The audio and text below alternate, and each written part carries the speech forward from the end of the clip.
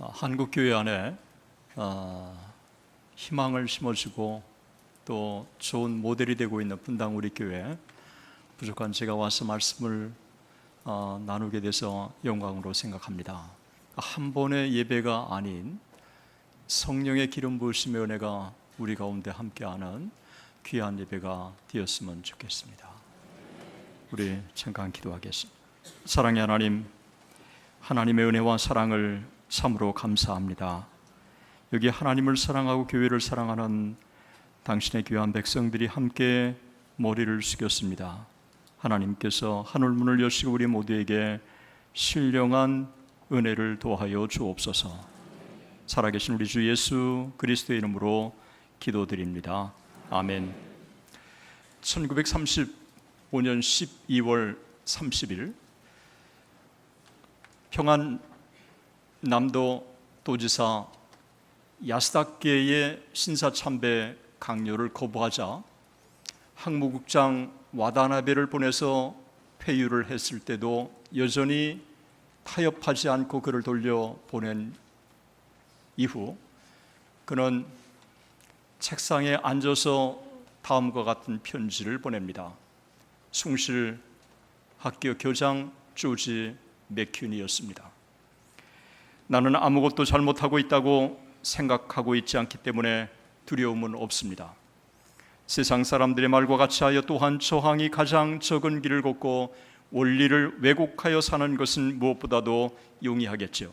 정부와의 관계에서 신사 문제에 있어서 하나님께서 나에게 깨끗한 양심을 주신 것을 감사하고 있습니다. 내가 그 입장을 관찰함으로써 나의 지위가 빼앗기고 한국에서 추방되더라도 또한 옥에 갇히더라도 살인의 종탄을 받더라도 모든 것을 이해하시는 하나님의 평화가 나를 지키실 것입니다. 기뻐하고 즐거워하라. 하늘에서 너의 상이 큼이라 하신 예수님 자신의 말씀이 큰 위로가 됩니다. 이 세상은 철저하게 실용주의 원리가 지배합니다. 수단과 방법을 가리지 않고 진리를 챙기라고 말합니다. 성경이 가르치는 원리는 이 세상의 원리와 다릅니다. 오리를 가자고 하면 심리를 동행하고 왼쪽 뺨을 때리면 오른쪽 뺨도 내밀라고 말씀합니다. 철저하게 기브앤테이크가 지배하는 세상의 원리와 달리 겉옷을 달라고 하면 속옷까지 주라고 주님은 말씀하셨습니다. 세상은 작은 선행도 널리 알려야 한다고 하지만 주님은 왼손이 하는 것을 오른손이 모르게 하라고 말씀하셨습니다. 실용주의와 파퓰리즘이 개인과 사회와 국가와 심지어 교회 공동체를 철저하게 지배하고 있습니다. 세상은 외모를 보지만 하나님은 중심을 보신다고 끊임없이 도전을 주고 있는 것입니다.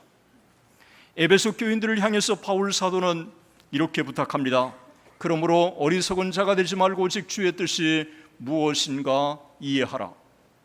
이 말씀은 앞절에 세월을 아끼라라고 하는 말씀과 이어서 18절에 성령의 충만을 받으라고 하는 말씀과 함께 일종의 명령이라고 하는 것입니다. 여기에 주의 뜻이 무엇인가를 이해하라고 하는 말 속에는 내 뜻이라고 하는 것을 함축해 주고 있는 것입니다. 예수 믿은 이후에 우리가 저절로 주의 뜻을 따르는 사람으로 바뀌는 것은 결코 아닌 것 같습니다. 제 경험에 비추어 볼 때 주님을 영접하고 하나님의 자녀가 되고 신학교에 진학하고 그리고 목사가 되고 유학을 다녀오고 교수가 되고 부흥을 외치는 사람이 되었지만 여전히 하나님의 뜻보다는 내 뜻을 따랐던 게 더 많은 것을 솔직하게 고백하지 않을 수가 없습니다. 오늘 누가 지혜로운 사람인지 지혜롭지 않은 사람인지 누가 어리석은 사람인지 그렇지 않은 사람인지를 판별하는 기준이 바로 하나님의 뜻이라고 말씀하고 있습니다. 그러므로 어리석은 자가 되지 말고 오직 주의 뜻이 무엇인가를 이해하라고 말씀하고 있는 것입니다. 여기에 주의 뜻이 무엇인가를 이해하는 것은 어떤 의미가 있는지를 우리가 잠깐 살펴보기를 원합니다. 성경은 어떤 개개인에게 이것은 주의 뜻이고 이것은 주의 뜻이 아니라고 명시하지 않습니다. 사업을 하는 게 더 좋은지 아니면 직장을 다니는 게 더 좋은 건지 아니면 어느 대학을 가야 되는 건지 이 대학인지 저 대학인지 성경은 그렇게 구체적으로 우리에게 하나님의 뜻을 명시하고 있지는 않습니다. 그러나 이 땅의 삶을 살아가면서 우리가 하나님의 뜻인지 아닌지를 분별할 수 있는 중요한 방향성을 우리에게 제시해 주고 있다는 것입니다. 에베소 교회 우리 주님께서 바울 사도가 에베소 교회를 향해서 주의 뜻이 무엇인가를 신실하게 분별할 것을 부탁한 그는 똑같은 말씀을 로마 교회에 보내는 편지에도 말씀하고 있습니다. 로마서 12장 1절부터 이 바울 사도는 이렇게 부탁합니다. 그러므로 하나님의 모든 자비하심으로 너희를 고난하노니 너희 몸을 하나님이 기뻐하시는 거룩한 산제사로 드리라. 이는 너희 드릴 영적 예배니라. 너희는 이 세대를 본받지 말고 하나님의 선하시고 기뻐하시고 온전하신 뜻이 무엇인가 분별하라. 여기서 우리는 하나님의 뜻에 대한 성격을 바르게 이해할 수 있습니다. 만약에 어떤 일이 그리고 어떤 계획이 하나님 앞에서 선하다면 그것은 주저하지 않고 하나님의 뜻입니다. 만약에 어떤 계획과 어떤 생각이 하나님 앞에서 온전하다고 한다면 우리는 주저하지 않고 그것이 하나님의 뜻입니다. 그리고 어떤 계획과 어떤 생각이 하나님을 기쁘시게 한다고 한다면 우리는 그것은 하나님의 뜻이라고 우리가 볼 수 있습니다. 이 땅에 살아가는 동안 하나님의 뜻을 완벽하게 모델로 보여주신 분이 바로 우리 주님이셨습니다. 주님은 우리가 잘 아는 대로 30년 동안 사생애를 사시고 3년 동안 공생애를 사셨습니다. 성경의 저자들은 다양하게 예수님이 어떤 사역을 감당했는지 어떤 사람인지를 분명하게 다양하게 언급하고 있습니다. 이 모든 성경의 저자들 다양한 관점보다도 우리 주님이 친히 자신의 이 땅에 오신 목적에 대해서 요한복음 4장 34절의 말씀에 주님은 이렇게 말씀합니다. 주께서 이르시되 나의 양식은 나를 보내신 이의 뜻을 행하며 그의 일을 온전히 이루는 것이니라. 우리가 잘 아는 대로 양식이라고 하는 게 뭡니까? 매일매일 먹지 않으면 우리가 살아갈 수 없는 게 양식인 것입니다. 우리 주님은 이 땅에 사시는 동안 자기를 보내주신 아버지의 뜻을 행하는 것을 양식으로 삼았다고 하는 것입니다. 우리가 양식이라고 하는 것은 공급을 받는 것을 의미하고 있습니다. 우리 주님은 하나님의 뜻을, 자기를 보내신 아버지의 뜻을 행함으로 그것을 통해서 양식을 공급받았다고 하는 것입니다. 우리는 하나님의 뜻을 행한다고 하는 것을 짐스러워하는 것입니다. 그리고 하나님의 뜻을 행한다고 하는 것은 우리가 어떤 각오와 결단을 속에서 이루어야 하는 것으로 우리가 그런 마음을 가지고 하나님의 뜻을 이해하는 것입니다. 우리에게는 솔직하게 부담스러운 마음이 있는 것입니다. 그러나 우리 주님은 아버지의 뜻을 행하는 것을 양식으로 삼았다고 하는 것입니다. 이 양식을 공급받음으로 말미암아 그는 세상을 이길 수 있었고, 그리고 공생의 3년 동안을 담대하게 하나님의 귀한 사역을, 부르심의 사명을 온전히 감당할 수 있었다고 하는 것을 우리에게 보여주고 있습니다. 우리는 여기에서 새로운 사실을 보여주고 있습니다. 우리 주님은 끊임없이 세상의 원리를 따르라고 세상 사람들은 말하지만 우리 주님은 세상의 원리가 아닌 하나님의 원리를 우리에게 끊임없이 도전을 주고 있는 것입니다. 우리 주님은 겟세마네 동산에서 실제로 그는 하나님의 뜻을 행하는 게 무언가를 보여주셨습니다. 십자가에 잔을 놓고 우리 주님은 그 잔을 피하고 싶었습니다. 그래서 할 수 있거든 이 잔을 내게서 지나게 해달라고 주님은 하나님 앞에 땀방울이 핏방울이 되도록 하나님 앞에 기도했습니다. 그러나 내 뜻대로 마옵시고 아버지의 뜻대로 하옵소서. 자기의 뜻을 전국에는 아버지의 뜻에 복종시켜 가신 것입니다. 주님은 이 땅에 공생애를 사시는 동안 아버지의 뜻을 행하는 게 얼마나 중요한가를 끊임없이 일깨워 주셨습니다. 주기도문에서 그는 우리들에게 분명히 어떻게 기도할 것인가를 말씀해 주셨습니다. 하나님의 뜻이 하늘에서 이루어진 것 같이 땅에서도 이루어지리다. 우리가 이 땅에 하나님의 뜻을 하늘에서 이룬 것 같이 이 땅에 이루는 것을 우리 그리스도인의 중요한 사명으로 여기라고 우리에게 도전을 주고 있는 것입니다.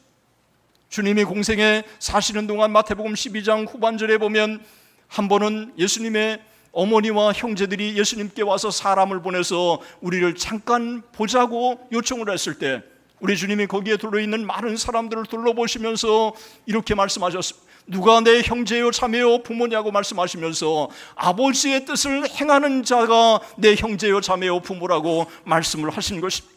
이 땅에 사시는 동안 주님이 우리에게 어떤 모습으로 이 땅의 삶을 살아야 될 것인가를 우리에게 보여주고 있습니다. 여러분, 이 땅에 끊임없이 이 세상의 역사는 야망의 역사입니다.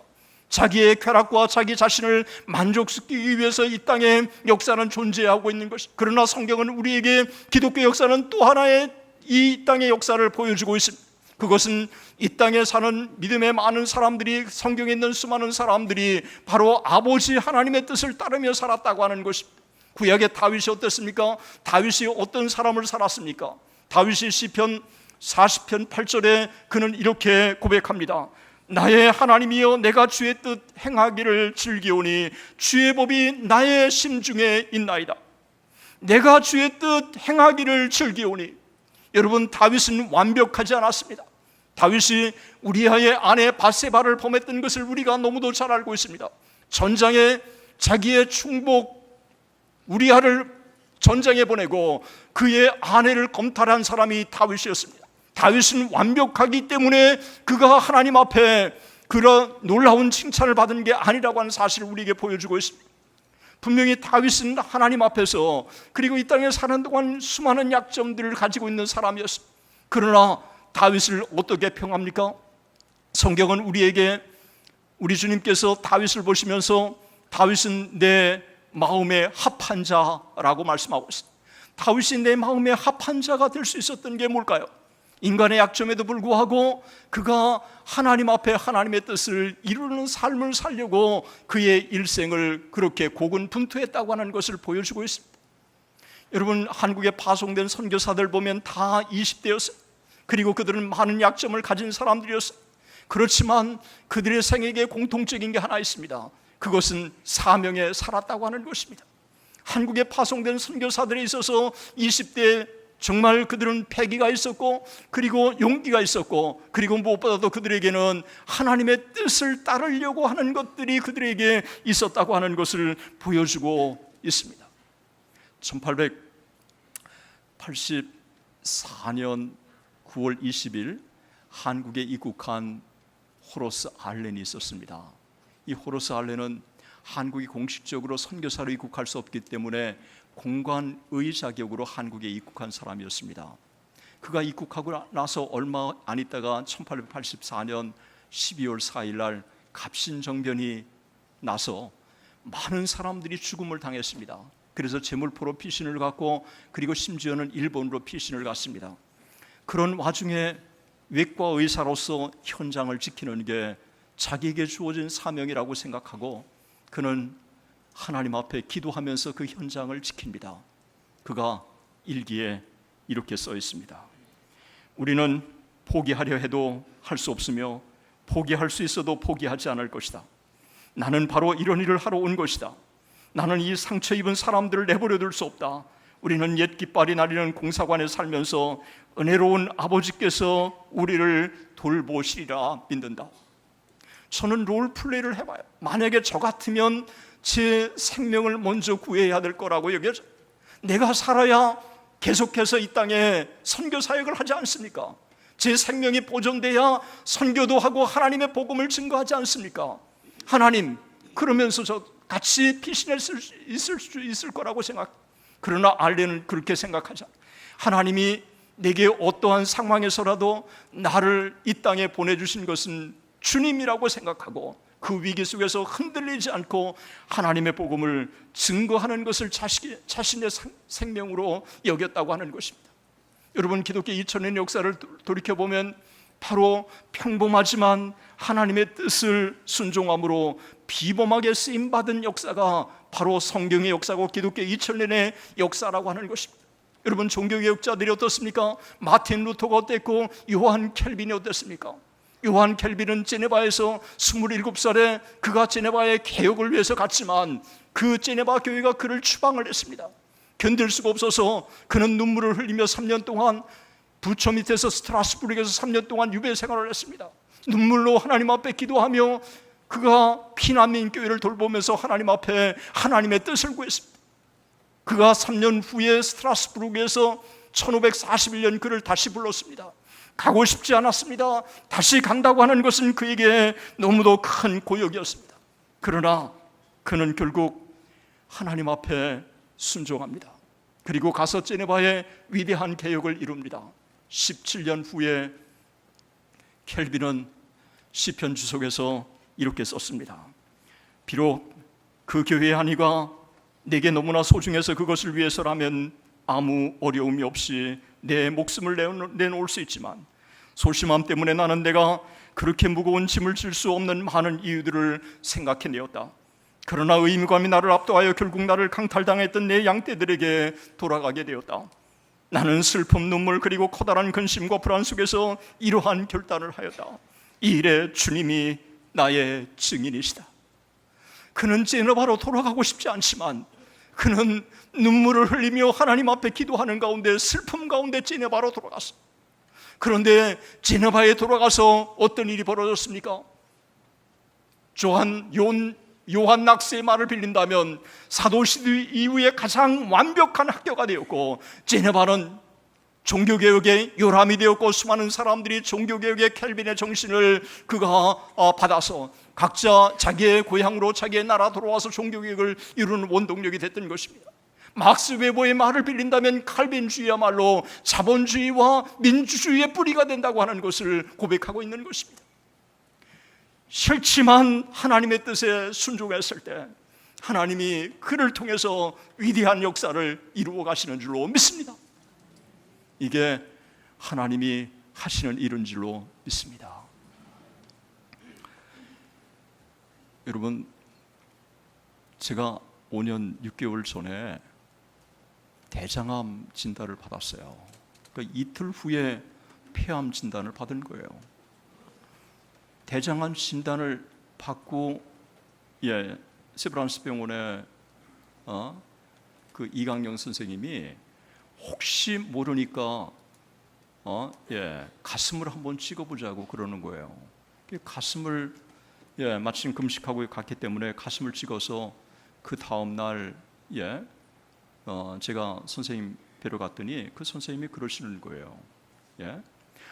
요거에 건강한 사람에도 이런 게 있을 수 있다고, 혹시 모르니까 흉곽외과 과장님을 뵙고 오라고. 그래, 흉곽외과 과장님을 뵀는데 그분이 CT를 이렇게 쭉 보시더니 그러시는 거예요.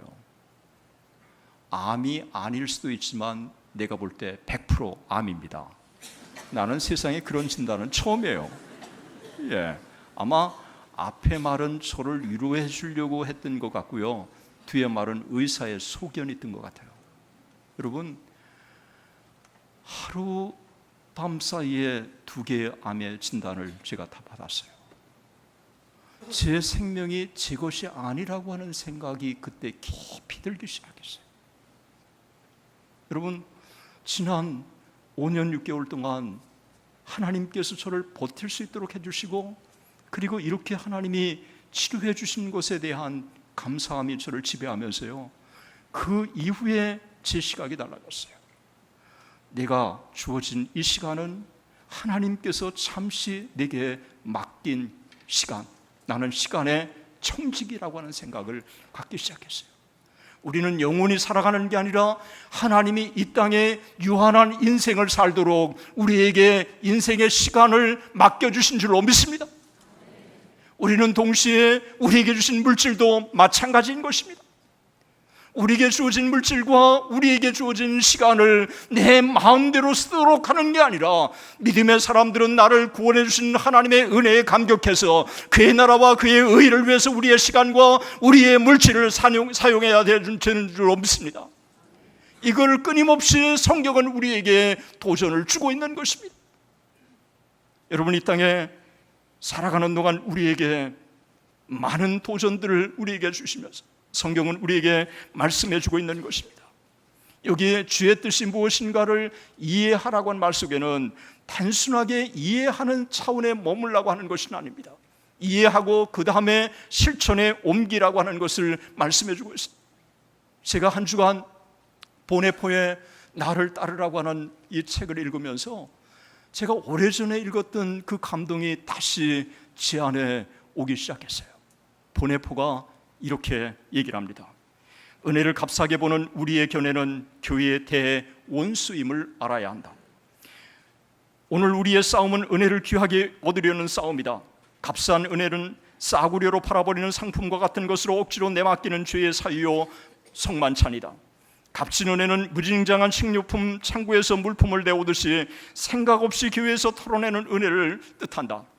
값도 대가도 없는 은혜이다. 그러므로 값싼 은혜는 하나님의 산 말씀의 부정이며 하나님의 말씀이 사람이 되셨다는 것에 대한 부정이다. 이 땅에 우리가 믿음의 삶을 살기 위해서 주의 뜻을 우리가 따르기 위해서는 내 뜻을 포기하는 것을 말씀해 주고 있는 것입니다.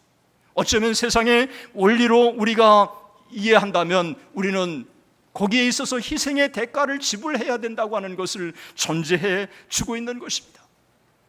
여러분, 대가를 지불하지 않는 신앙생활, 아무런 의미가 없다는 것입니다. 실천이 없는 우리의 신앙생활은 개념적으로 하는 것은 우리가 울리는 갱괄이라고 성경은 우리에게 끊임없이 말씀해 주고 있는 것입니다. 보네포는 이어서 이렇게 우리에게 도전을 줍니다.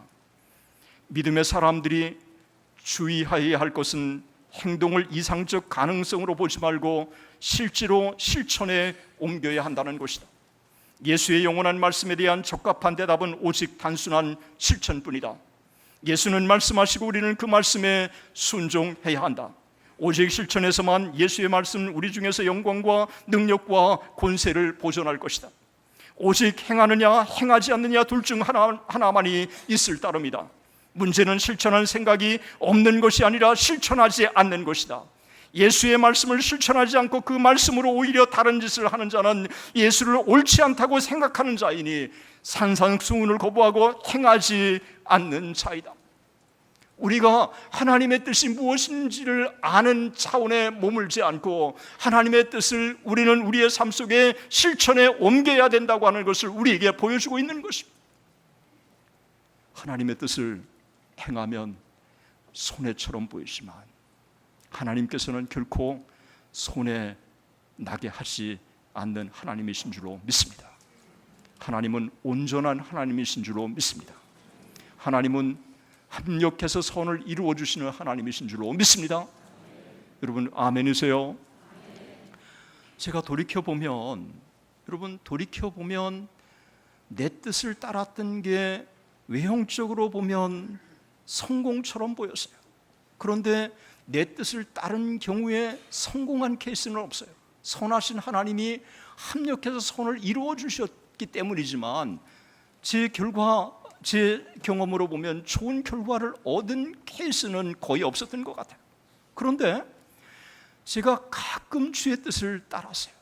그런데 가끔 주의 뜻을 따를 때 예외 없이 하나님이 두 손 들어 축복하셨어요. 지금부터 34년 1981년 제가 대학 졸업하던 그 해에 저는 외국 유학을 가고 싶었습니다. 신학으로. 그런데 돈이 전혀 없었기 때문에 농사꾼의 그 아들로 태어나서 대학을 다닌 것도 거의 고학으로 하다시피 대학을 졸업한 저로서는 유학 자금을 마련할 길이 없었어요. 그래서 제가 좋은 회사에 취직하기로 기도하고 하나님의 도우심을 구했어요. 그런데 마침 제가 졸업한 학교가 재단 사원이 필요하다고 해서 재단 사원을 뽑는데 참 큰 경쟁률을 뚫고 그 재단에 들어갔어요. 경주 보문 단지에 있는 그 호텔에서, 조선 호텔에서 한 달을 잘 보낸 다음에 제가 그 그룹 안에 한 회사에 발령을 받았어요. 그런데 저녁에 회식을 하겠다고 하고 제 상관이 회식을 한 다음에 2차로 가자고 저를 데리고 3명의 같은 사원, 신입사원 데리고 이제 갔는데 제가 나중에 알았어요. 신사동의 어느 룸사롱이었어요. 근데 들어가니까 반나가 된 사람이 막 춤을 추고 그러는데 저는 처음 들어가 봤어요. 정말이냐고요? 정말이에요. 예. 그런데 이게 룸에 딱 들어갔는데 저를 안내하는 분이 딱 이렇게 하는 거예요. 여자한테. 그래서 저는 이게 이렇게 하는 게 뭔지 몰랐어요. 잠시 후에 4명의 여자가 딱 들어오는데 남자 옆에 딱 앉는데요. 4명 옆에 여자가 들어오니까 이 남자들이 자기 자랑이 나오기 시작하는 거예요. 거기다가 술 한 잔 딱 들어가니까요. 법대 나온 친구가 나 판검사 해야 되는데 어쩌다가 여기 왔다고 그러는 거예요.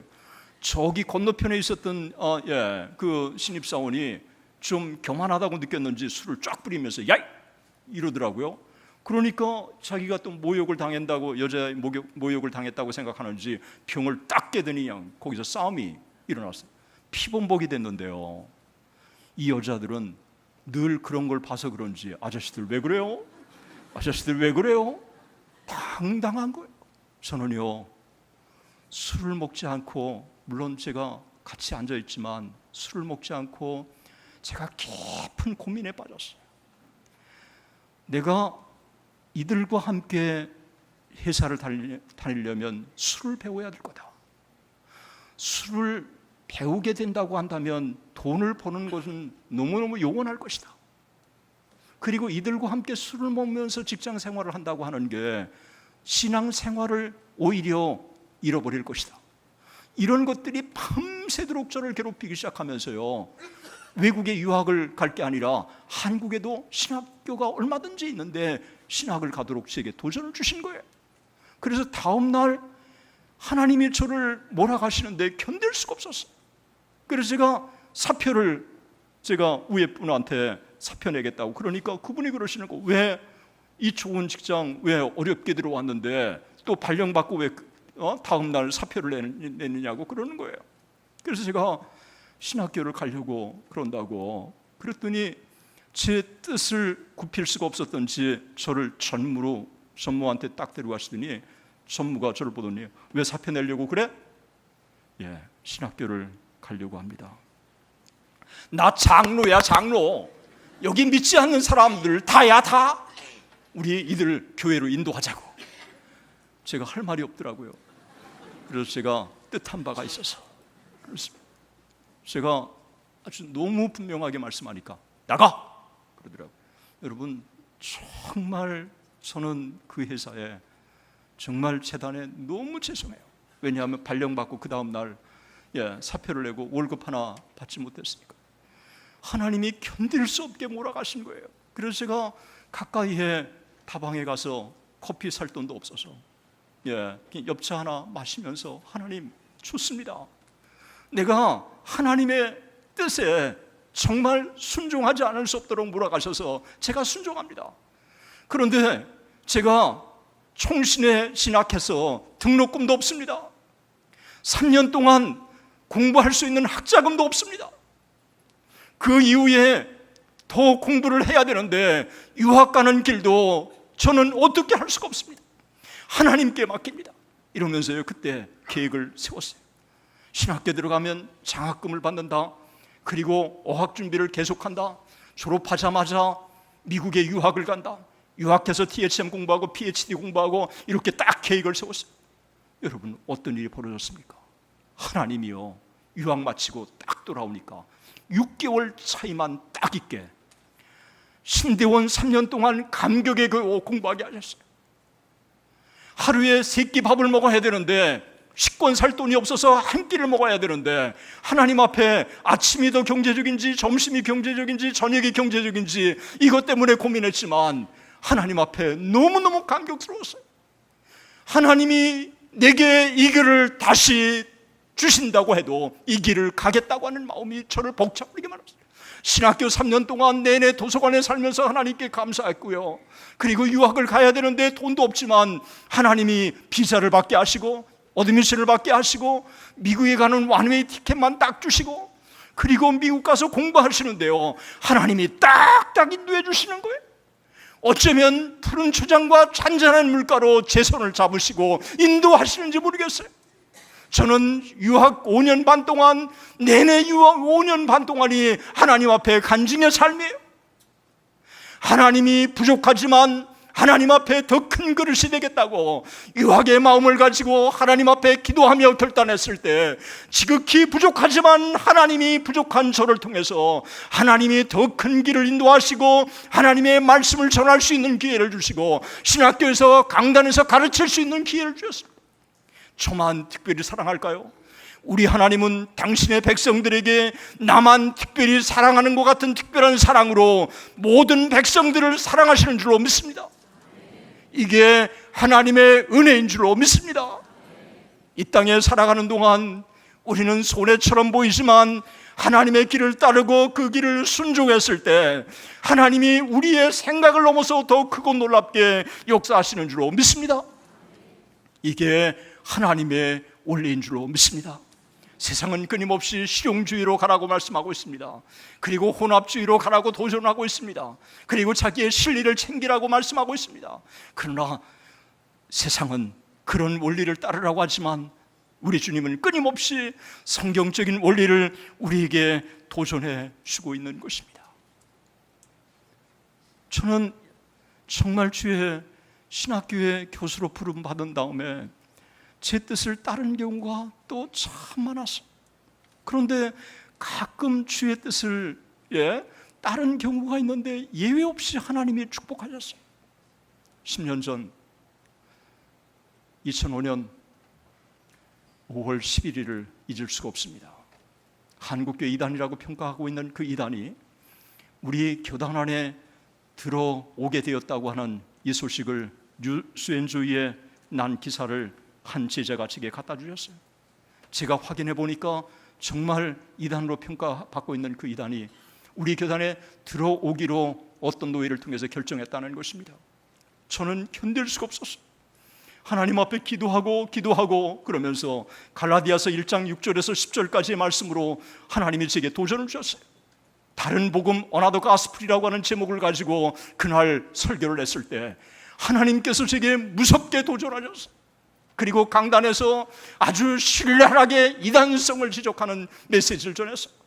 그런데 그 학생들 중에서 그 집단이 위장으로 입학시킨 한 학생이 있었는데 녹음을 비밀리에 해서 이걸 가지고 저를 형사고소하고 민사소송을 제기하고 그리고 이로 인해서 제게 경찰에 끌려가고 참 이 수사를 참 많이 그러나 저는 포기할 수가 없었어요. 제가 교수들을 설득하고 그래서 교수들 참으로 신실한 이분들이 그 이단에 대해서 연구보고서를 내서 총회가 채택하도록 만들었고 그리고 이것으로 끝나지 않고 총회 100년사를 집필하는 책임 집필위원회였는데 제가 총회 100년사에 그 이단에 대해서 이단성과 문제를 그냥 그대로 삽입했습니다. 그로 인해서 5년 동안에 정말 엄청난 이 형사고소와 민사소송에 있어서 19인들을 대상으로 10억의 손해배상을 청구했죠. 저를 통해서 2억의 손해배상을 청구했죠. 형사고소를 냈죠. 이런 이 재판의 과정 속에서 정말 힘든 과정이었어요. 솔직하게 제가 고백을 할 때요, 제가 박사학위 논문 쓴 것보다 거기에 변론서를 제출하고 그 다음에 답변서를 제출하고 그리고 여기에 쏟는 이 에너지는 제 박사학위 논문의 3배가 넘었어요. 지금 돌이켜보면 제가 다시는 못할 것 같아요.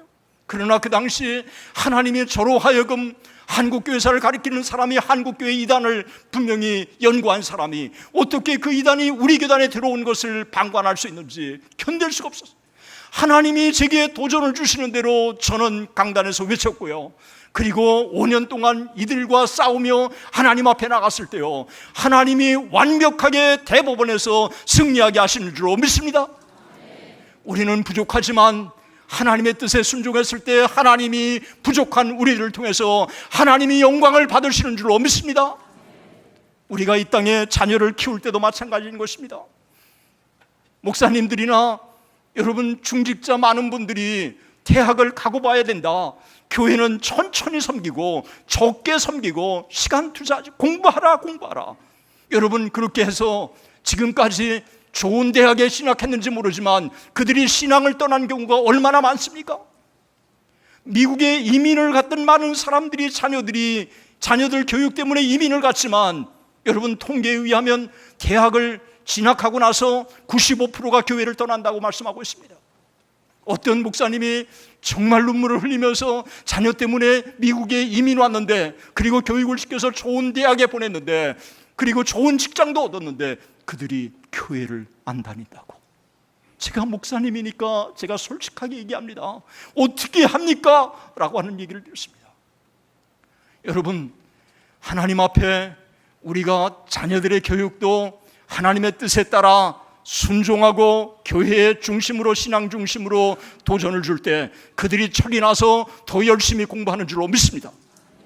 그리고 그들이 대학에 가서도 그의 나라와 그의 의를 위한 비전을 잃지 않을 거라고 우리는 확신합니다. 이 땅에 우리가 지금까지 살아간 우리, 그러므로 어리석은 자가 되지 말고 오직 주의 뜻이 무엇인가 이해하라. 여러분, 우리가 어떻게 주의 뜻을 날마다 이루며 살아갈 수 있겠습니까? 우리는 늘 한계에 만나는 것입니다. 그래서 오늘 본문의 말씀에 주의 뜻을 이해하라고 하신 말씀 뒤에 술 취하지 말라, 이는 방탕한 것이니 오직 성령의 충만을 받으라 라고 도전을 준 것입니다. 그러므로 이르시길 잠자는 자여 깨어 죽은 자들 가운데서 일어나라, 그리스도께서 내게 비추시리라 하셨느니라. 그런즉 어떻게 행할 것을 자세히 주의하여 지혜 없는 자같이 하지 말고 오직 지혜 있는 자같이 하여 세월을 아끼라. 때가 악하니라. 그러므로 어리석은 자가 되지 말고 오직 주의 뜻이 무엇인가 이해하라. 술 취하지 말라, 이는 방탕한 것이니 오직 성령의 충만을 받으라. 시와 찬미와 신령한 노래로 서로 화답하며 너의 마음으로 주께 노래하며 범사에 우리 주 예수 그리스도의 이름으로 항상 아버지 하나님께 감사하며 그리스도를 경외함으로 피차 복종하라. 우리는 부족하지만 성령 하나님께서 우리와 함께 해주시면 가능한 줄로 믿습니다. 그리고 그렇게 살아갈 때 손해처럼 보이지만 우리 하나님 두 손 들어 축복해 주실 줄로 믿습니다. 저를 따라서 하시죠. 주의 뜻을 따르면 손해처럼 보이지만 축복의 길이다. 여러분 아멘이세요? 제가 100% 보장할 수 있습니다. 세상의 원리를 따르지 말고 주의 뜻을 따라서 여러분들이 실천에 옮기면 하나님이 당장 물질적으로도 그리고 시간적으로도 그리고 여러분의 자녀들도 하나님이 두 손 들어 축복해 주실 거라고 믿습니다. 그리고 하나님이 그런 개인과 가정과 자녀들을 하나님은 사용하시기를 원하시는 줄로 믿습니다. 이와 같은 은혜가 우리 모두에게 있기를 주의 이름으로 축원합니다. 축원합니다. 우리 이 시간에 두 손을 모으십시다. 이 시간 저를 따라서 우리가 함께 같이 기도하기를 원합니다. 주여 은혜를 주옵소서. 주여 부흥을 주옵소서. 주여 성령 충만을 주옵소서. 주여 실천할 수 있는 능력을 더해 주옵소서. 우리가 함께 같이 기도하겠습니다. 오 전능하신 하나님 아버지, 우리 하나님의 은혜와 사랑을 감사합니다. 하나님이여 저희들을 하나님의 자녀로 불러주시고 하나님 앞에 기도하게 하시고 하나님 앞에 나갈 수 있도록 은혜를 주신 것을 감사합니다. 아버지 하나님, 힘으로도 안 되고 능으로도 안 되고 오직 여호와의 신으로 되는 줄로 믿사오니 전능하신 하나님 아버지, 우리를 긍휼히 여겨 주시옵소서. 그래서 하나님 앞에 나가게 하시고 하나님의 은혜를 사모하게 하시고 날마다 하나님께 영광을 돌리는 우리 모두가 될 수 있도록 아버지의 은혜를 도와여 주옵소서. 아버지 하나님, 세상에 살아가면서 세상의 원리를 따라 살아가는 자들이 아니라 하나님의 원리를 따라 살아가는 자들이 되게 하시고 무엇보다도 아버지 하나님의 주의 뜻이 무엇인가를 이해하며 실천하며 살아갈 수 있는 우리 모두가 될 수 있도록 아버지 은혜를 도와여 주시옵소서. 우리 중에 은혜의 사각지대가 한 사람도 없도록 성령의 기름 부으심에 은혜를 도와여 주시옵소서. 우리 아버지 하나님께서 당신의 귀한 자녀들을 이 땅에 교회를 세우는 존귀한 그릇으로 사용해 주옵소서. 살아계신 하나님 아버지, 에베소 교회를 향해서 바울 사도가 옥중에서 그러므로 어리석은 자가 되지 말고 오직 주의 뜻이 무엇인가를 이해하라고 도전하신 그 말씀은 오늘 이 시대를 살고 있는 우리들에게 주시는 도전의 말씀인 줄로 믿습니다. 아버지 하나님, 우리가 세상의 실용주의가 지배하고 혼합주의가 지배하는 이 시대 속에서 여전히 하나님의 말씀을 우리가 붙들고 살아갈 수 있도록 도우시고 그리함으로 하나님 앞에서 매일의 삶이 승리의 삶이 될 수 있도록 우리 모두를 아버지 하나님이여 붙들어 주시고 인도해 주시고 그래서 하나님 앞에 영광 돌리는 삶이 되게 하여 주시옵소서. 한 사람도 은혜의 사각지대가 없도록 성령 하나님께서 우리를 온전히 세워 주시옵소서. 믿사옵고 살아계신 우리 주 예수 그리스도의 이름으로 기도드리옵나이다. 아멘.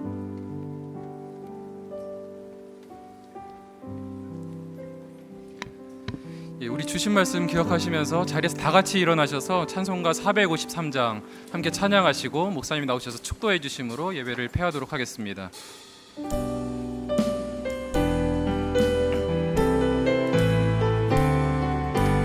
예수도 알게